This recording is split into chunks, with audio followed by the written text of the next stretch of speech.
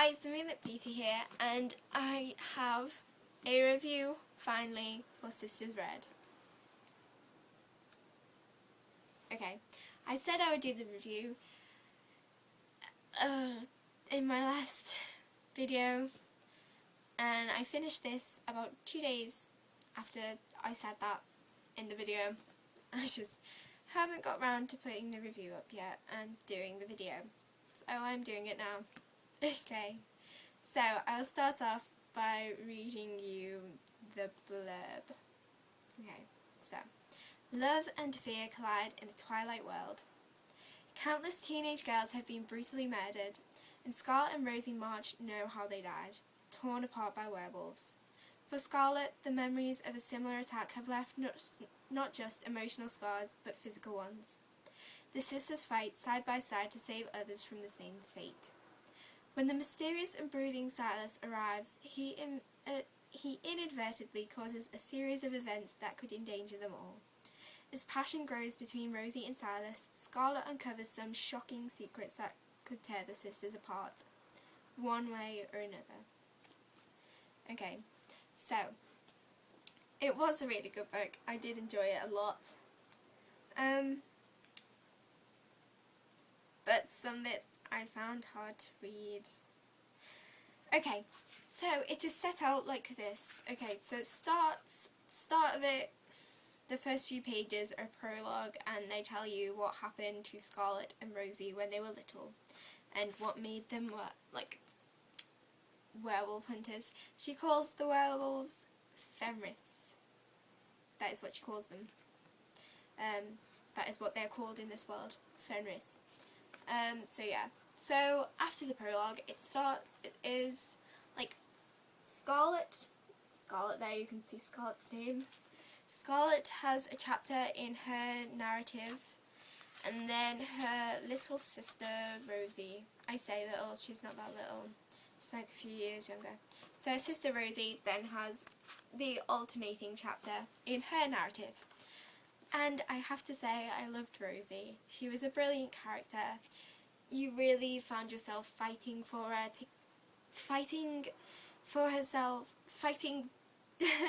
you really found yourself, sorry, I will start all over again.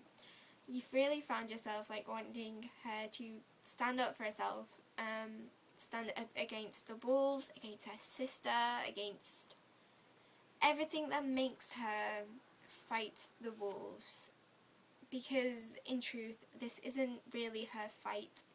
It is her sister's fight, which you can't really blame her sister because, you know, you just can't.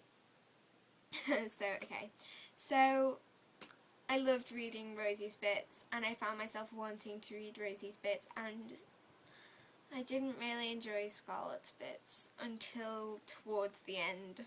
I liked Scarlet's bits. I don't know, I just didn't really like them. I found them a bit boring, and I just didn't relate to her well. Maybe some girls will really relate to her, but I more related with Rosie. So, I did like Scarlet towards the end, but it took ages warming up to her, and her narrative, like, although it has quite a lot of action in, I just found them slow.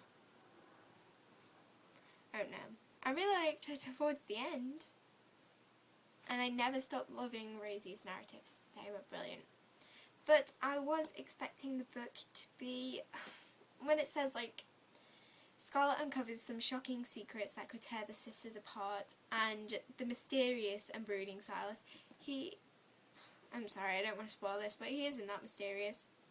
I won't tell you why, because you find out why he's not that mysterious. But he's just not. And I don't think he's brooding either, where mysterious and brooding Silas. He's not brooding. And Scarlet doesn't uncover lots of shocking secrets, and the secrets she does, I already predicted them. By about here, I predicted what the whole book was, all the secrets and stuff. It was still a really good read, and even though it's predictable, you still wanted to read it, you still wanted to carry on with it because, well, because I found Rosie a really good character. So, I wanted to see what happened to her. And towards the end, I wanted to see what happened to all three of them. There was like one little bit at the end which was a bit unpredictable and I didn't predict. Like the very end, I didn't predict at all. But all the rest of it I did. It was predictable. It was cleverly written. Rosie has to escape. I won't tell you who from or how or why. But I will tell you that that bit was very clever and I enjoyed that bit because it was so intelligent how she escapes. So yeah, that bit was really good. There were lots of good bits. I just didn't love it as much as I loved Sweetly. I found Sweetly less predictable than this, which I know a lot of people say the other way round, but maybe it's because I read Sweetly first and I shouldn't have, and I also have Sweetly here, which is also a pretty book like Sisters read. I don't know, I just found this one quite a bit scarier than I did this one, and the romance in this one is, I like it better than this. I really loved this and I would recommend it to everyone, but I would give it 4 out of 5 stars, and I would give Sweetly 5 out of 5 stars, which I know everyone swaps around, but yeah, that is what I would give them. And I'm definitely going to get the next book in like the whole Fenris thing that she's doing, that Jackson Pearce is writing, because I know it's coming out, and I know it's like September sometime, but I can't remember what it's called. I know what it's about, but if you haven't read Sweetly, you won't have a clue, so read Sweetly before you read that one, because from what I can understand of it, it's like gonna contain stuff from Sweetly. Not like the storyline and stuff and the characters and stuff, just like what you find out in Sweetly. About the whole twin thing and stuff. You will, yeah. Okay, so to sum up, Sisters read, really good, really enjoyed it. Some bits were slow, still recommend it. Sweetly, definitely recommend it, liked it better than Sisters read, unlike most other people. Okay, so that wraps up my book review of Sisters read. I hope you enjoyed it. Leave any comments you want if you want to discuss this, if you want to argue with me and say, no, Sisters read was so much better than Sweetly, whatever.